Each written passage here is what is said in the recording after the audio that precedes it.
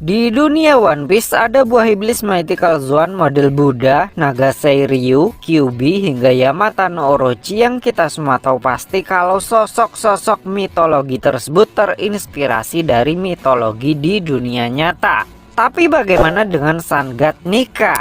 Sosok mitologi yang menyandang nama Dewa Matahari tetapi kekuatannya tidak ada unsur panas-panasnya sama sekali.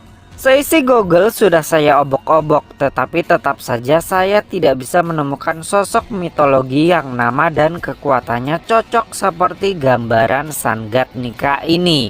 Jadi saya pikir fix Sun God Nika adalah dewa original yang hanya ada di dunia One Piece. Oleh karena sosok ini adalah sosok original, maka pastinya suatu saat nanti akan dibuatkan cerita flashback khusus terkait asal-usulnya. Dan saya yakin 52,5% kalau asal-usulnya ini pasti akan berkaitan dengan ras Buccaneer. Kenapa bisa begitu?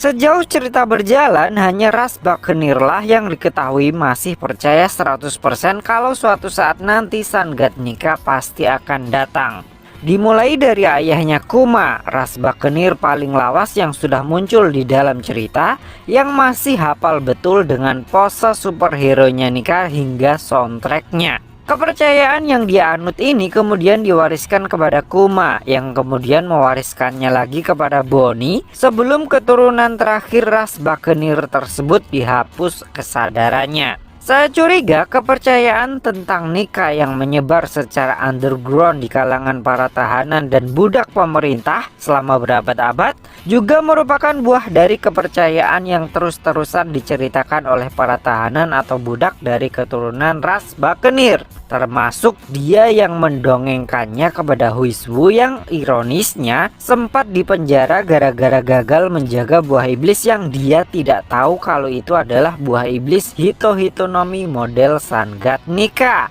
Sehingga meskipun saat ini ras Buccaneer sudah diambang kepunahan, tetapi kepercayaan akan Sun God Nika masih terus tertanam kokoh di kalangan para budak dan tahanan pemerintah dunia non-Buccaneer. Lalu apa pentingnya kisah ini? Kalian ingat pada manga One Piece chapter 1069 Vegapunk pernah bilang yang intinya buah iblis itu merupakan perwujudan dari evolusi tertinggi atas apa yang manusia impikan. Contoh sederhananya, misal buah iblis Suke-Suke no Mi ada karena ada manusia yang punya impian ingin menjadi manusia transparan. Begitu juga dengan buah iblis Hito-Hitonomi model Nika. Di chapter yang sama terkait sosok Sun God Nika, Vegapunk juga bilang selama masih ada yang mendambakan kehadirannya maka eksistensi Sun God Nika tidak akan pernah hilang. Sehingga sekarang jelas alasan kenapa pemerintah dunia sampai repot-repot mengganti nama buah iblis Mythical Zoan Hito-Hitonomi model Nika menjadi Gomu-Gomu no Mi, serta menghapus nama Nika dari seluruh catatan sejarah adalah agar tidak ada lagi orang yang ingat dengan Sun God Nika, agar Sun God Nika tidak akan pernah lagi muncul ke dunia. Nah, menariknya adalah menurut ceritanya Huiswu di manga One Piece chapter 1018, sejak zaman dahulu kala para budak dan tahanan pemerintah senantiasa percaya jika suatu saat nanti Sun God Nika pasti akan muncul dan membebaskan mereka semua dari perbudakan. Oleh karena Jinbe pernah menjadi pemimpin dari kelompok bajak laut matahari yang mayoritas anggotanya adalah para mantan budak, terlebih lagi ras manusia ikan juga punya sejarah panjang terkait perbudakan, maka Huiswu berasumsi Jinbe pasti tahu tentang kebenaran legenda tersebut. Sayangnya harapan besar dan ekspektasi tinggi Huiswu kepada Jinbe ternyata zonk. Meski manusia ikan punya sejarah panjang terkait perbudakan, ternyata legenda tentang Nika tidak familiar di circle mereka. Lalu, Huiswu seharusnya bertanya kepada siapa dong? Jadi begini, Gorosei Saturn berkali-kali bilang kalau ras Buccaneer adalah ras yang ditakdirkan untuk menjadi budak sejak mereka dilahirkan. Kemudian pada manga One Piece chapter 1096, ketika Kuma kecil menyebut nama Nika di depannya, Gorosei Saturn bilang itulah alasan kenapa ras Buccaneer harus dimusnahkan dari muka bumi. Artinya, sejak zaman dahulu kala, entah apa alasannya, keturunan dari ras Buccaneer memang selalu diplot untuk menjadi budak pemerintah. Yang menarik adalah, jika mereka memang sudah turun-temurun menjadi budak, kenapa juga pemerintah dunia sampai berniat memusnahkan mereka sampai bersih? Apa yang membuat pemerintah dunia begitu takut atau marah kepada mereka? Jawabannya menurut saya cuma ada satu. Keyakinan yang begitu kuat dari para budak Buccaneer jika suatu saat nanti pasti akan ada yang datang untuk menolong dan membebaskan mereka semua dari perbudakanlah yang melahirkan sosok Sangat Nika. Sosok inilah yang kekuatannya kemudian bermanifestasi menjadi buah iblis Mythical Zoan Hito Hitonomi model Nika.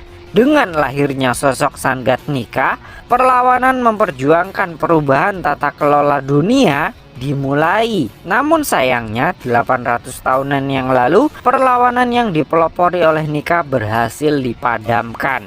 Tapi karena kekuatannya sudah bermanifestasi menjadi sebutir buah iblis, pemerintah dunia takut suatu saat nanti orang yang mewarisi kekuatan dan tekad Nika akan muncul kembali. Maka dari itu dimulailah usaha untuk menghapus istilah Sangat Nika dari semua catatan sejarah oleh pemerintah dunia. Salah satunya dengan cara mengubah nama buah iblisnya menjadi Gomu Gomu no Mi dalam ensiklopedi buah iblis versi revisi, dan memusnahkan keturunan ras Buccaneer yang menjadi penyebab lahirnya sosok dewa matahari tersebut. Saya rasa itulah dosa terbesar ras Buccaneer yang membuat ras budak itu menjadi musuh nomor satu pemerintah dunia dari zaman Void Century. Sayangnya, meski semua usaha sudah dilakukan, tetapi gelombang perubahan memang sudah tidak bisa dibendung lagi. Salah satu mantan agen pemerintah dunia sendiri yang justru menyebut nama Sangat Nika di tengah pertempuran sengit di Wano Kuni. Dan fakta menariknya, kebangkitan Luffy menjadi Sangat Nika memang terjadi beberapa chapter setelah Huizhu, sang mantan agen Cyberpol, mengungkit-ungkit soal Sangat Nika di depan Jinbe.